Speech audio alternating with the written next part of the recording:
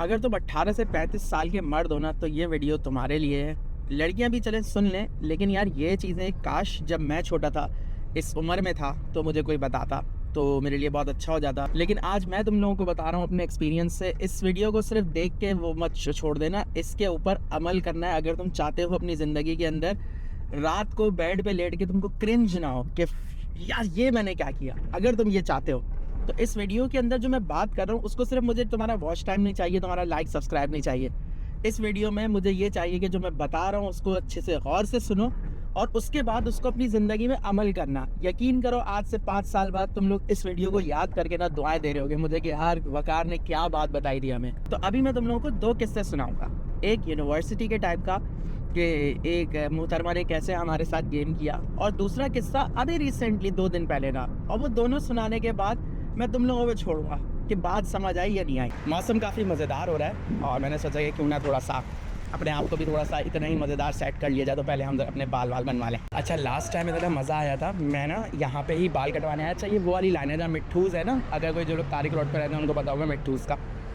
आप लोग इधर ना अंदर काफ़ी सारे वो हैं, मतलब यानी कि हेयर सलोन्स वगैरह हैं, तो कभी मिट्ठूज़ मत जाइएगा, सबसे ज़्यादा ओवररेटेड, सबसे ज़्यादा बकवास है।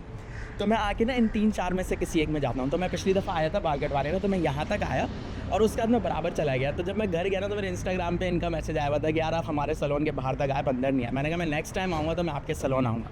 तो अब मैं आ गया नजीब माया सलोन। ये कोई पेड प्रमोशन नहीं है, मुझे नहीं पता ये मेरा क्या शुतुरमुर्ग बनाएंगे या अच्छे बाल बनाएंगे, तो देखूँगा मैं कटवाने के बाद। कौन सा ये वाला लास्ट ये होगा यार, गेट के बहुत बहुत पास नहीं है। चलें, अच्छा लाइट अच्छी आ रही है, हम यहीं बैठ जाते हैं। चलो क्या फेंका सही।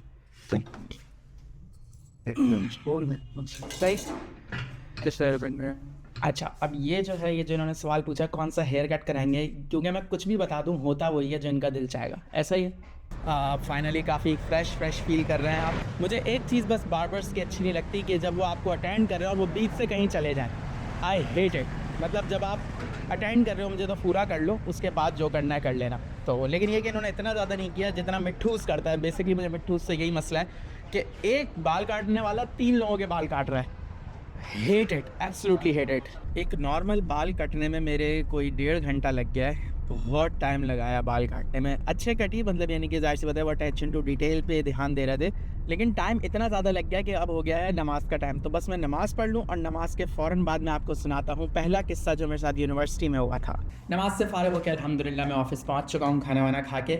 लेकिन एक चीज़, बस एक मुन्नी सी चीज़ और रह गई है, मैं वो कर लेता हूँ। वो असल में बेसिकली मैंने आपके लिए ही कर रहा हूँ, मतलब यानी कि करता मैं अपने लिए रहा हूँ, लेकिन उससे मेरी वीडियो की क्वालिटीज़ बेहतर हो जाएगी, तो मैं आपके लिए कर रहा हूँ। वो ये कि मैंने ये मंगवाया था एक पार्सल अली एक्सप्रेस से। ये एक क्लैम्प है, मतलब जिससे मैं अपनी लाइट को या किसी भी चीज़ को माउंट कर सकता हूँ। तो मैं सोच रहा हूँ कि अगर मैं यहाँ एक अच्छी वाली लाइट माउंट कर लूँ तो मेरी वीडियो बहुत अच्छी आएगी।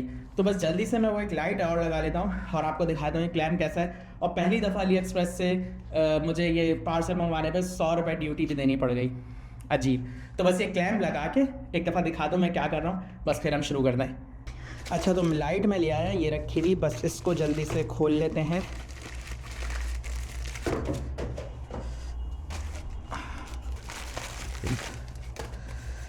अच्छा जी, ये है ये क्लैम्प और इसके अंदर कुछ भी लग सकता है। Okay, not bad. अब ये जो है अगर मैं इसको खोल के लगा दूँ, या अगर मैं इसको यूं करके यहाँ लगा देता हूँ ना, ये नहीं, ये यहीं लगेगा।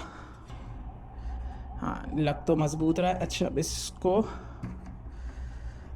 यहाँ से खोल के यहाँ पे ऊपर हम ये लाइट ऐसे लगाई जा सकती है। अच्छा, तो ये यहाँ पे मैंने जैसे एक लाइट लगा दी है। अब अगर मैं इसको ऑन करता हूँ तो ओए होए होए होए, अच्छा जी यार, ये तो गुड सीन्स हो गए। अगर मैं इसको ऐसे करके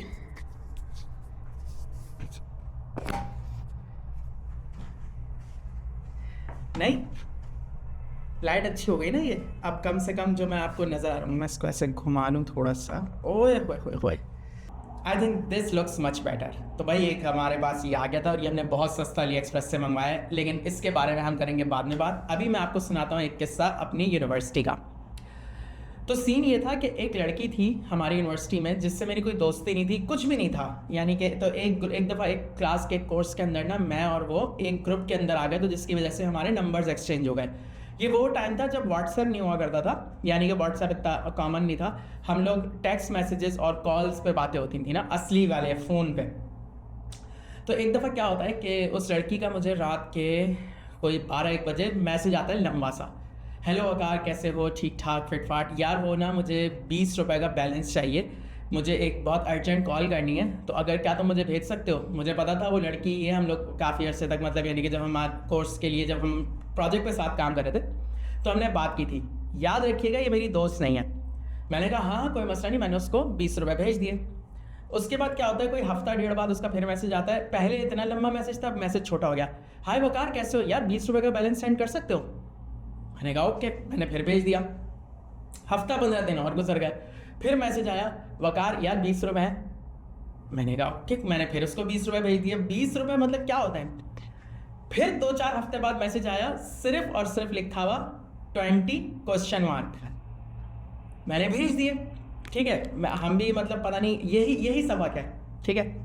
उसके मतलब और फिर ये चलता रहा। मैंने उसको बहुत दफ़ा इस तरह, वो रात के कोई 1 बजे मैसेज आता था कि 20 रुपये भेज, तो मैं भेज देता था, क्योंकि उस टाइम ना कॉल्स पे बात होती थी तो कॉल के पैकेज होते थे। फिर क्या हुआ, इत्तेफाक से मेरा घर चेंज हुआ और जहाँ मैंने घर लिया वहाँ पे यू फ़ोन के सिग्नल आते नहीं थे, तो मेरे पास टेलीनॉर आ गया, तो मैंने उस नंबर पोर्ट करा के टेलीनॉर कर लिया। तो उसका एक दफ़ा मैसेज आया कि यार वो 20 रुपये, वो इसी तरह उसने पैसे मांगे। मैंने कहा यार मेरा नंबर चेंज हो गया, पोर्ट हो गया, मेरे पास अब यू फ़ोन नहीं है, तो मैं तुमको पैसे नहीं भेज सकता। आपको पता उसने क्या किया, मेरा नंबर ब्लॉक कर दिया उसने मुझे। तो उस दिन मुझे एक बात पता चली कि यार लड़कों हम लोग ना, अच्छा देखें मैं एक और बात आपको फुल डिस्क्लेमर दे दूं, ऐसे अगर मुझसे 20 रुपये कोई लड़का मांग रहा होता ना, मैं उसको दूसरी दफ़ा भी नहीं देता, लेकिन लड़की मांग रही थी, मैंने उसको इतनी दफ़ा दिए, और जैसे ही मैं उसके यूज़ के लिए ख़त्म हो गया, उसने मुझे फ़ौरन निकाल दिया। तो आप जो ख़ास तौर पर भी 20 के लड़के हैं और उससे ऊपर जा रहे हैं, आपको इस तरह बहुत ज़्यादा लड़कियां यूज़ करेंगी। मैं लड़कियां बार बार इसलिए कह रहा हूँ कि लड़कों से तो आप खुद यूज़ नहीं होगे, मुझे पता है, लेकिन लड़कियां आपको यूज़ करेंगी अपने काम के लिए, और वो आपसे इतनी प्यारी बनेंगी, इतनी मीठी बनेंगी, और इतना आपको क्या कहते हैं, जिसे कहते हैं कि पैम्पर करेंगी जब तक आपका उनसे काम निकल रहा हो। जैसे ही आप उनके लिए यूज़फुल नहीं रहेंगे, वो आपको ऐसे करके अपनी लाइफ से निकाल के फेंक देंगी।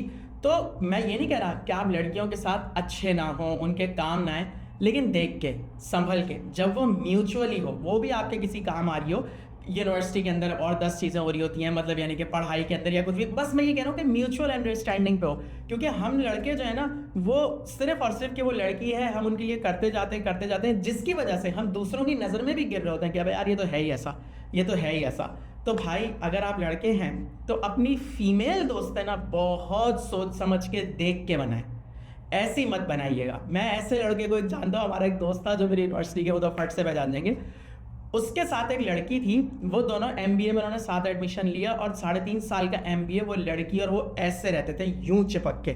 लड़का जीनियस था पढ़ाई में, और उसने एक लड़की की तरफ भी नहीं देखा, पूरा MBA उसने उस लड़की के साथ गुजारा, उसके असाइनमेंट किए, सब कुछ किए।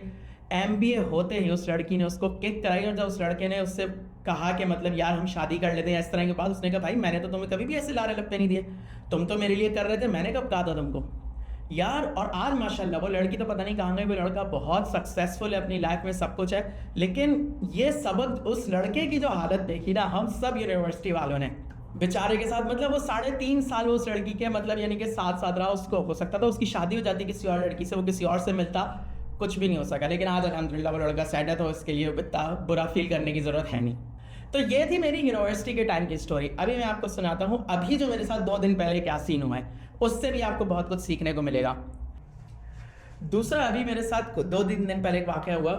मुझसे बहुत लोग कहते हैं कि वकार भाई हमें आपसे मिलना है, हमें आपसे बात करनी है, और मैं नहीं मिलता। मतलब यानी कि उसकी ये वजह नहीं है कि मैं कोई बहुत मगरूर किस्म का इंसान हूँ, मैं मिलना नहीं चाहता, लेकिन मैं मतलब यानी कि कोई वजह होती है ना इंसान के मिलने की। तो अगर मतलब अच्छा कोई मुझसे बाहर मिल जाए, कुछ हो जाए, वो मेरा आधा घंटा भी पी जाए ना, क्या है मुझे, अगर कोई मुझे बाहर मिल जाए और मुझसे आधा घंटा भी बात करे, मैं आराम से उससे बात करता हूँ, तसल्ली से, सब कुछ, मुझे कोई मसला नहीं था। लेकिन स्पेशली किसी के लिए टाइम निकालना बड़ा अजीब सा लगता है। तो अभी क्या हुआ कि एक दिन मुझे भी कुछ दिन पहले, 2-3 दिन पहले एक लड़के का मैसेज आया कि वकार भाई मुझे आपसे मिलना है। पहली दफ़ा मैंने कहा यार चलो मिलता हूँ। मैंने उससे कहा हाँ यार ठीक है, मैं तुम्हें 2 दिन बाद बताता हूँ। 2 दिन बाद फिर उसका मैसेज आया, वगैरह आपने कहा था मिलने का। मैंने कहा काम करो, तुम मेरे ऑफिस आ जाओ। उससे पहले वो लड़का इतना एक्साइटेड था मुझसे मिलने के लिए, उसने मैंने उसको व्हाट्सएप नंबर दिया, व्हाट्सएप पे उसको अपना ऑफिस की लोकेशन सब कुछ भेजी, टाइम दिया, और उसके लिए मैं ऑफिस में रुका रहा कि यार इसको 4:30 बजे आना है। 5 बजे मुझे एक और जगह जाना था, लेकिन मैं उसके लिए रुका रहा। 4:30 बजे वो मुझे कहता है यार वो मैं नहीं आ सकता, एक इमरजेंसी हो गई। मैंने कहा अल्लाह खैर करे। तो मैंने किसी के भी साथ भी पता चला कि वो कोई इमरजेंसी, उनके कॉलेज का कुछ ऐसा सीन था, कोई अल्लाह ना करे कोई इमरजेंसी नहीं थी। तो यानी कि उसने बड़े मजे से किसी और काम को प्रायोरिटाइज कर लिया जब मैं अवेलेबल हो गया। तो यार लड़कों, इस चीज़ को ना हमेशा याद रखना, जब तुम अवेलेबल होगे ना, कोई तुमको सीरियस नहीं लेगा, चाहे तुम कितने ही बड़े क्यों ना हो। हमेशा एक कसक रखना हर किसी के लिए। हर किसी को ना पता चले कि अगर तुम उससे मिल रहे हो, तुम उसको टाइम दे रहे हो या किसी के लिए भी कुछ कर रहे हो ना, तो उसको जता के करना। यानी कि उसको पता होना चाहिए। मैं ये नहीं कह रहा कि तुम मतलबी हो जाओ, वो उसके लिए मैं आगे वीडियो बनाऊंगा जिसमें मैं बताऊंगा कि मतलबी भी कब होना है। लेकिन हमेशा जब भी किसी से मिलो ना, तो दे शुड नो कि it's a privilege to meet you, चाहे आप कुछ हो या ना हो। मैं ये नहीं कह रहा कि मैं कोई बहुत बड़ी सेलिब्रिटी हूँ या कुछ मुझसे मिलने के लिए मर रहे हैं लोग, ऐसी बात नहीं है।